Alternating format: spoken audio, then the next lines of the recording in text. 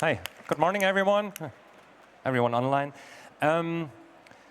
I've been on both sides of the game. So I had my own companies, and then I worked for big corporations, and then I was an entrepreneur, so doing startups inside a big company. And right now I work for Bosch Digital. We are like the IT powerhouse within Bosch. And I do innovation globally. So I've always been switching sides, okay? And there's some patterns that I see, especially in Europe and especially in the past year.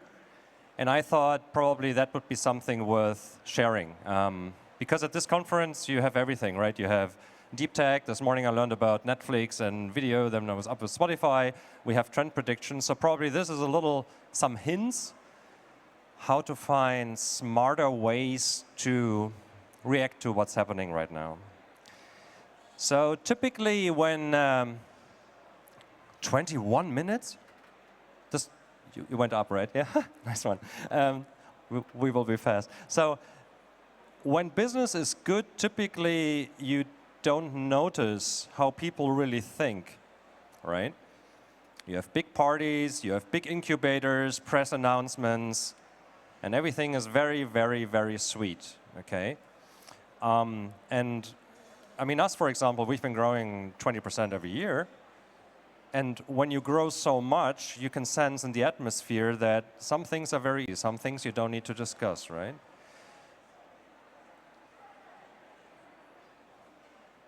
So usually everybody would say, hey, with the partners and the startups, it's hugs and kisses, right?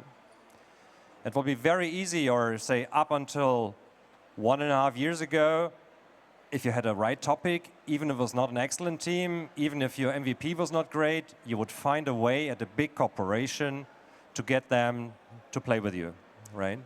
To try things out and to see if things can scale. What I've seen, especially for European and US companies, that they were so eager to experiment, especially with, Gen AI hitting the mainstream, that there were very, very few critical voices.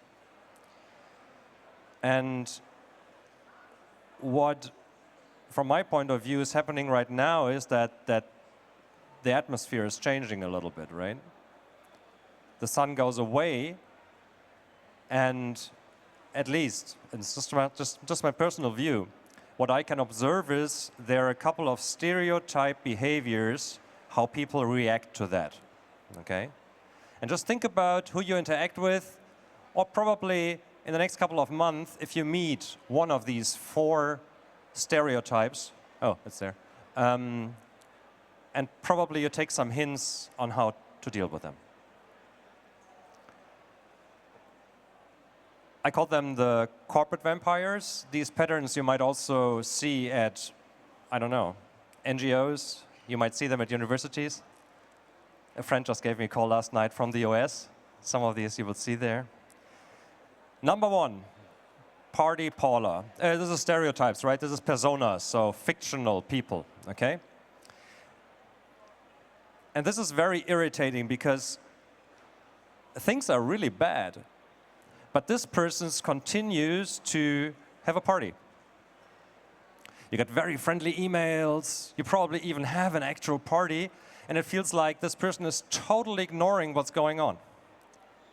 And you have this contradiction because you see a press announcement and you talk to one person behaving in a certain way, and then you meet her and she says, oh, everything's so great. Come on, we do big projects together, right? It's not a problem. Ignore that. It's going to be great. Come on, let's have a good time. But something is off. You feel and you can sense that there's something hidden, okay? My recommendation, I would still interact with her, but I would be very awake and I would be very careful when you see inconsistencies, okay? So if you talk to that person and then you talk to purchasing, and then you talk to the finance people and then you talk to her again. So if somebody is over positive, be a little bit careful. Don't approach her head on, just start being a little more observant, and then look how the people around her react to that, okay? that could give you a good indication if this is really the mood within the corporation that is going on, or if she's just a very good actor, still putting on a show, and then you can see something is off. So, Party Paula, the first one. Very easy to manage because now you know her. Also, new people. When new people join a corporation and they come in and half a year later, the company has a problem, right? We've seen that on 9, we've seen that again in 2012. So if new people join an organization, and then the organization has a challenge and that this new person is not used to that, she might still continue to party. The second one, ghosting Gustav. I just gave him a name. I'm old. I'm an old man. I turned 49 this year. So I grew up, originally I'm from Germany. I never worked in Germany, but I'm from Germany. So when somebody is not responding, when you say something, it's very rude. And I thought it would just be my upbringing, my, I don't know, very classical old man expectation. If you call somebody, that person calls you back. If you write an email, and then people tell me, well, we apply for a company and they don't even get back. And first I thought it was just rude people, but it seems this is a pattern. So what happens sometimes, and also when I speak to startups, they say, well, we started talking and everything was good and we started working on the contract, and then suddenly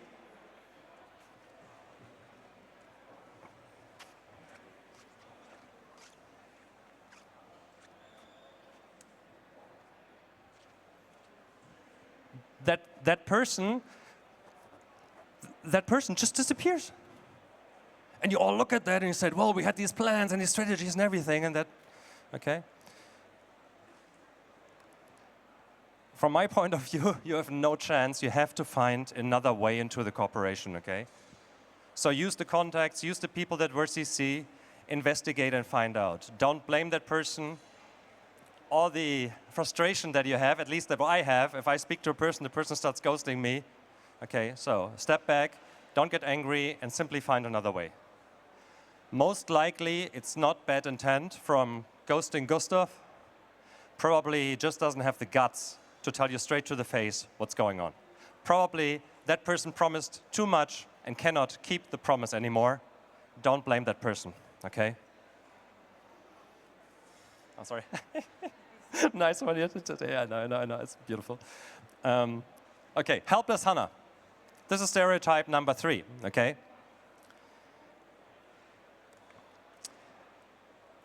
How to identify her, how to spot her is, well, she doesn't decide things anymore. Probably before you met her and she was like, okay, we can do this. Now this factory, now we start with the prototype. And then suddenly she says, oh, she takes longer to respond to you. She takes longer to decide things. And then you see that she changes direction all the time. So she's lost. You don't want to have somebody working with at a big corporation who's lost. Because what you need at a big corporation, if you want to do real business scale up, you need to have anchoring points that also protect you, guide you through, like friends inside, because otherwise it will just evaporate. So my recommendation when you deal with her, help her. Don't pressure, no more questions, because she cannot answer them. So help her, okay? And then give her a hand. Probably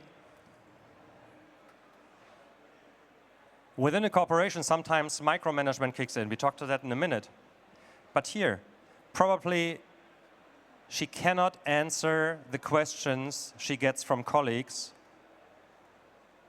that either have not asked her questions before or she doesn't understand the question. And it will be very hard for her to be able to open up and to show you that she cannot answer the question. So somehow try to find a trust and then be her helping voice, helping hand. She has to trust you, okay? It's not bad intention for her. She wants to do the right thing. She wants to help. And probably you have something that you can give to her. And then I would take it step by step, smaller increments. Don't expect too much and say, okay, let's take a step and small, start again. Number 4, Micromanaging Mika. More prevalent in some corporations, less in others. So when numbers are not so great, and when innovation budgets go down, and when the incubator is shut down, I mean, it's the easiest one for a corporation to save money, right? I worked for Procter & Gamble, P&G before, so we spend roughly 20% of our sales on commercial and advertisement, right? It's the core, it's the blood, it's what you need to build brands. At other companies, marketing spending is an easy one to cut. You can immediately cut it. If your brand is strong, you can endure cutting budget a little bit. You have no short-term effect, right? The second one typically is innovation budget. If you're not a company that is based around innovation, this is the first thing to go. It's seen as an expense, right? Because you don't earn money right now. It's a promise into the future. It's the hope that you create big stuff in the future. Ambidextry. Then typically the controlling department comes in, and when stuff is bad, they ask in shorter increments and they ask to a detailed level. And there's really an obsession with control. What do you do with the startup? What do you do with this partner? How far along are we? And so on. And we all know about psychological safety. If you put pressure, especially on tech people, bad things happen. There's never anything good because tech people, at least from my 25 years experience, are never lazy. I have not met one tech person who's lazy, but I met introvert people. And I met people who are very sensitive. So to put pressure on them is the worst thing you can do. Then you, from my point of view, 100% fail. So this person will ask whoever you interact with, numbers, numbers, numbers, results, results, results. And what I would do, oh, sorry, can you go one back, please, guys? Okay. We can play later, sorry, can you go one forward? Okay, sorry, the other way. And one more, okay. So I would immediately stop using slides like I do, okay? Nothing fancy, okay? She's allergic to fancy. She's allergic to inspirational. Stop all the things that have fairy dust, that are glamorous. She does not like it. Okay? So, ugly. Ugly is good. Second one, listen carefully. If you're a startup or a partner, you want to sell somebody, you want to impress somebody, you want to make a big show, because you're selling a big dream, right? You sell the opportunity tomorrow, not what's in your hand, the prototype today. And when you speak, you don't listen, right? One mouth, two ears. So listening is important. She is very honest, and she will tell you what she needs. So practice to listen to her, and this will be hard because you're used to selling. You need to pitch constantly. You pitch for the investors, you pitch for the associates, you pitch for the customers. You're constantly in this pitching mode, right? So stop that immediately. Very ugly. Ideally, you just send her or him numbers. Do not ignore that person. Typically, and I'm speaking more for European and US companies, for Southeast Asia and China, I would give a different answer. But here, you cannot ignore the person. The person is too powerful. The person is too well interlinked, okay? I mean, you can also decide, love it, embrace it, change it, or leave it. You cannot change it. So either, and you have to decide, do you really want to be in bed with that company? Do you really want to do business with the company that reacts that way? And if you decide you do so swallow everything, and for her, give her numbers. Give her numbers. And probably, by over-obeying to her, you can then get a longer leash again, okay? But right now, the company told her to stop everything that is not needed right now and to get control on things. And you need freedom. So don't ignore her.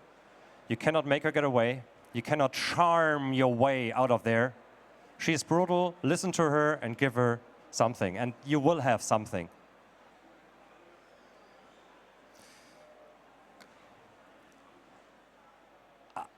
My kids are teenagers, right? 15, 17. I hope that in a couple of years they will see a different environment like I experienced around 2000, like I've seen in Asia for the past couple of years. We were living in Hangzhou, right? Taobao right next door, Alibaba. So it's just growth. But I'm sure that this period will not last very, very long, at least how we see the world. The next 24 months will be a little tougher, especially if you're a partner, especially if you're a startup. Probably you will meet one of these 4 characters, or you see somebody to transform into one of these 4 characters. This might not solve all problems, but probably this is a little operation manual how you can encounter them and how you can make them your friends. Thank you very much. Have a nice conference, and talk to you soon. Thank you.